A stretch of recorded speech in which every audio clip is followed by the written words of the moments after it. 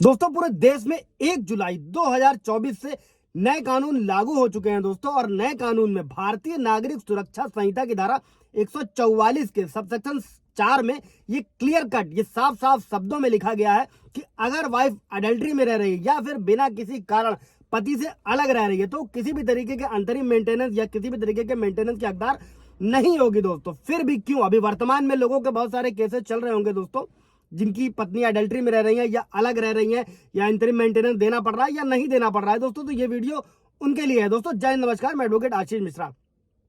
Like कर दीजिएगा, share कर दीजिएगा, सब्सक्राइब कर दीजिएगा ताकि इन्फॉर्मेशन और लोगों को मिल सके दोस्तों, और लोग अपने केस को जजमेंट से समझकर अच्छी तरीके से लड़ सके दोस्तों। और ट्रायल कोर्ट में यानी कि फैमिली कोर्ट में दिन काटने से अच्छा हाई कोर्ट का वो रुख कर सके दोस्तों। अभी एक इलाहाबाद हाई कोर्ट का जजमेंट आया था कि पति से अलग रह रही पत्नी को गुजारा भत्ता नहीं देना है दोस्तों। और इस जजमेंट को भी समझते हैं कि इलाहाबाद हाई कोर्ट ने अपने एक फैसले में कहा कि एक महिला को गुजारा भत्ता देने से मतलब हाई कोर्ट ने इनकार कर दिया क्योंकि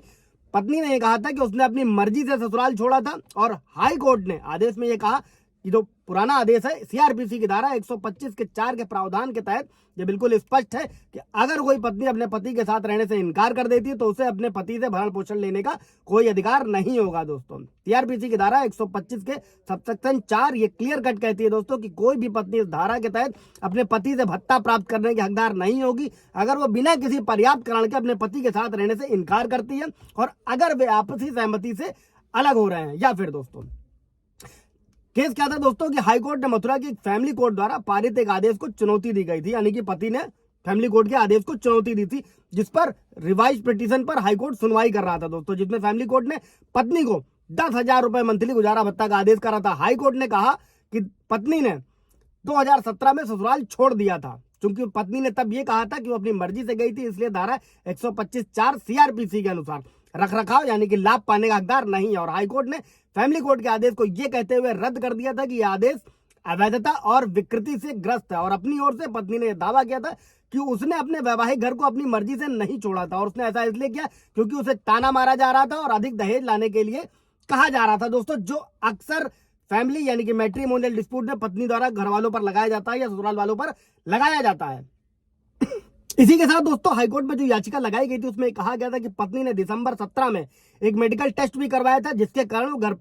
गर्भ धारण नहीं कर सकी। और याचिका में यह कहा गया था कि पति ने उसी महीने पुलिस में शिकायत भी दर्ज कराई थी जिसमें महिला और उसके परिवार पर उसके और उसके परिवार के सदस्यों के साथ मारपीट करने का आरोप लगाया गया था। इसके बाद प्राथमिकी दर्ज की गई थी और उन्होंने आखिरकार जनवरी 18 में तलाक के लिए अर्जी दाखिल करी। और उसी साल दोस्तों फरवरी में पत्नी ने पति और उसके रिश्तेदारों पर आईपीसी की धारा 498A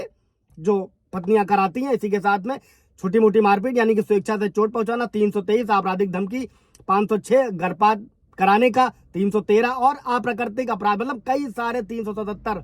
दहेज निषेध अधिनियम 1961 सारे आरोप लगा दिए दोस्तों। इसी के बाद में इसी के अगेंस्ट क्रॉस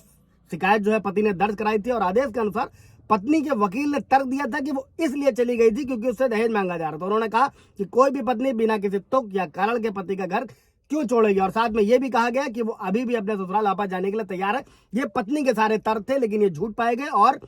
जो मेंटेनेंस था हाईकोर्ट ने पति की याचिका पर उसे रद्द कर दिया क्योंकि पत्नी बिना किसी कारण